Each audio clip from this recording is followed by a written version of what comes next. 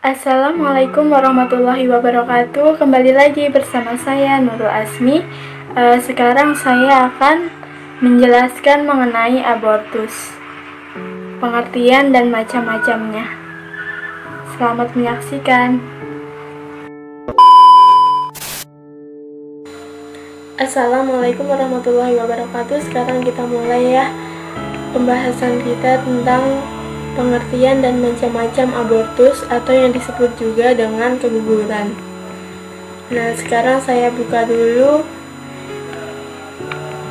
PPT-nya ya. Ini sudah merekam. Nah, sudah ada yang tahu belum tentang abortus? Abortus itu sama dengan keguguran ya. Dan ini pengertiannya. Pengertian dari abortus atau yang disebut juga dengan keguguran. Abortus itu merupakan ancaman atau pengeluaran dari hasil konsepsi sebelum janin bisa hidup di luar kandungan. Sebagai batasan ialah kehamilan yang kurang dari 20 minggu atau berat janin kurang dari 500 gram. Dikutip oleh Prawiro Harjo 2009.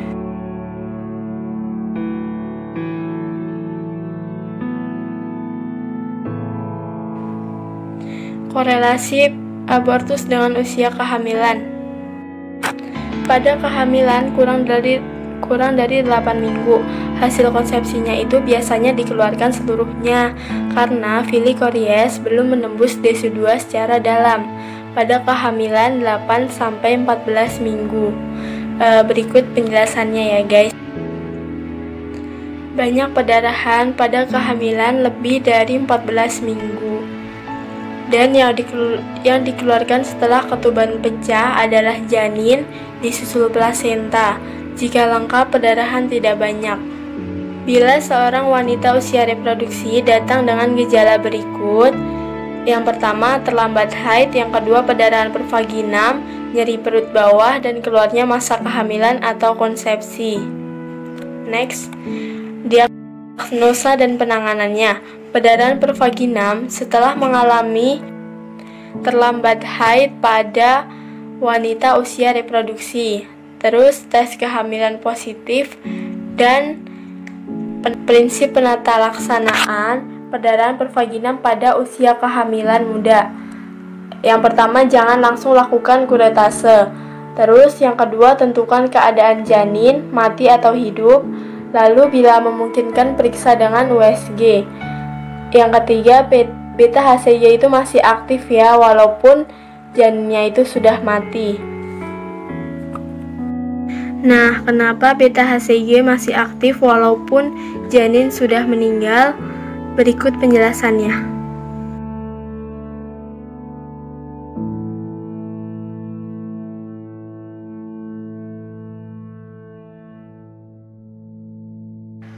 Nah, berikut penyebab abortus. Faktor pertumbuhan, hasil konsepsi kromosom, endometrium, infeksi, obat-obatan, radiasi. Yang kedua itu kelainan plasenta infeksi, gangguan pembuluh darah, diabetes mellitus, hipertensi. Dan yang ketiga penyakit ibu, penyakit infeksi, anemia, penyakit kronis. Kelainan dalam rahim, myoma uteri, uterus arcuatus, retrofleksi, serviks inkompeten, bekas operasi serviks, dan robekan serviks postpartum. Klasifikasi abortus. Nah, abortus itu dibedain tuh macam-macamnya, ada 5 ya. Ada abortus iminen.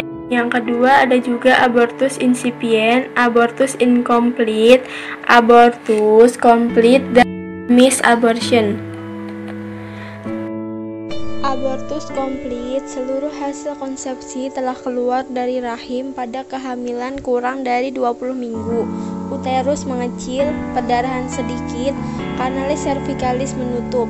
Dan terapi yang diberikan adalah apabila kondisi pasien baik, cukup diberi tablet ergometrin 3x1 tablet per hari untuk 3-5 hari. Apabila pasien mengalami anemia sedang, berikan tablet sulfasferosus 600 mg per hari selama 2 minggu disertai dengan anjuran mengonsumsi makanan bergizi. Untuk anemia berat, berikan transfusi darah. Apabila tidak terdapat tanda-tanda infeksi, tidak perlu diberikan antibiotik, atau apabila khawatir akan infeksi, dapat diberi antibiotik profilaksis. Anjuran pasien untuk diet tinggi protein, vitamin, dan mineral. Bila pasien anemia, berikan hematinik seperti sulfasferosus atau transfusi darah. Observasi untuk melihat adanya perdarahan banyak. Pastikan untuk tetap memantau kondisi ibu setelah penanganan dan konsultasikan SPOG. Yang kedua ada abortus incomplete. Sebagian hasil konsepsi telah keluar dari uterus dan masih ada yang tertinggal. Perdarahan mendadak atau banyak dan dapat terjadi infeksi. Kanalis cervicalis terbuka, tampak atau teraba jaringan perdarahan positif. Besar uterus kurang dari usia kehamilan. Terapi yang bisa diberikan memulihkan keadaan umum, bisa diinfus atau transfusi, lalu kuretase, setelah itu diberi obat antibiotik, dan uterotonika. Abortus insipient, abortus yang sedang mengancam. Serviks telah mendatar, hasil konsepsi masih lengkap di uterus. Kanalis cervicalis terbuka, mules sering dan kuat, perdarahan bertambah banyak, dan terapi yang bisa diberikan abortus insipient biasanya dilakukan kuretase bila usia kehamilan kurang dari 12 minggu dan konsultasikan dengan dokter SPOG untuk USG dan tindak lebih lanjut.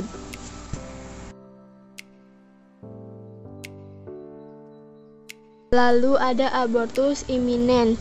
Abortus tingkat permulaan, terjadi perdarahan pervaginam, jalan lahir masih tertutup, hasil konsepsi masih baik dalam uterus, mules sering dan kuat, perdarahan bertambah banyak.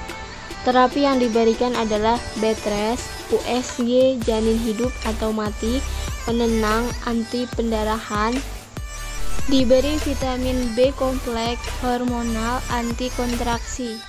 Missed abortion adalah abortus yang ditandai dengan embrio atau fetus telah meninggal dalam kandungan sebelum kehamilan 20 minggu dan hasil konsepsi seluruhnya masih di dalam uterus. Diawali dengan abortus imminens yang kemudian menghilang spontan atau setelah terapi. Gejala subjektif kehamilan menghilang, mamai mengendor, uterus mengecil, tes kehamilan negatif. Sering disertai dengan gangguan pembekuan darah karena pofibrinogenemia. Dan terapi yang diberikan adalah dilakukan kuretase. Harus hati-hati karena terkadang plasenta melekat erat pada uterus. Abortus habitualis adalah abortus yang terjadi sebanyak 3 kali berturut-turut atau lebih. 40% penyebabnya belum diketahui. Abortus spontan imunologik, kelainan pada zigot, gangguan fungsi atau malfungsi endometrium, kelainan anatomik pada uterus.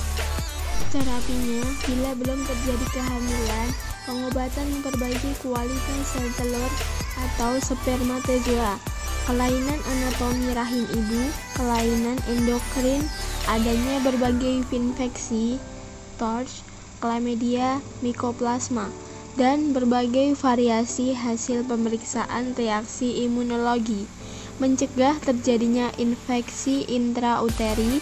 Gold standard untuk monitoring kehamilan dini adalah pemeriksaan USG dikerjakan setiap 2 minggu sampai kehamilan ini tidak mengalami abortus, dan support psikologisnya.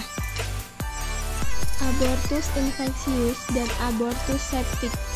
Abortus infeksius itu adalah abortus yang disertai infeksi traktus genitalia.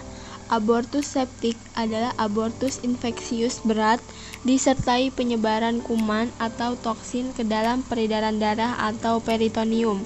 Gejalanya adalah terjadi abortus disertai tanda infeksi, demam, takikardi, perdarahan, provaginam, berbau, uterus membesar, lembek, nyeri tekan, leukositosis, bila sepsis, demam, menggigil, dan tekanan darah. Penanganannya infus, transfusi antibiotik, lalu kuretase dilakukan dalam 6 jam.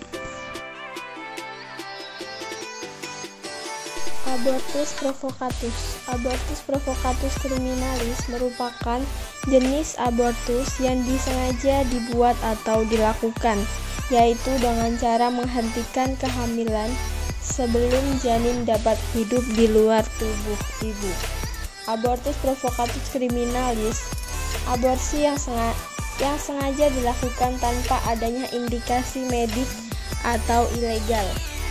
Biasanya pengguguran dilakukan dengan menggunakan alat-alat atau obat-obat tertentu.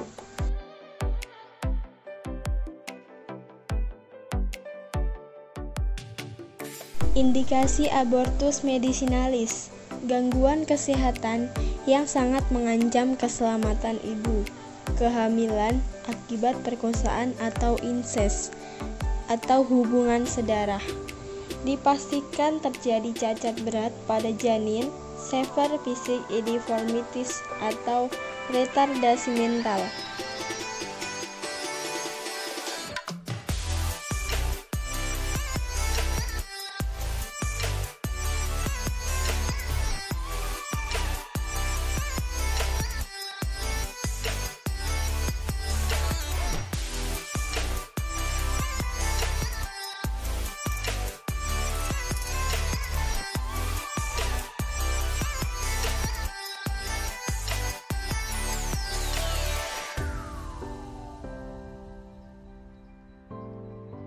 Sekian video dari saya, jangan lupa klik like, komen, dan subscribe.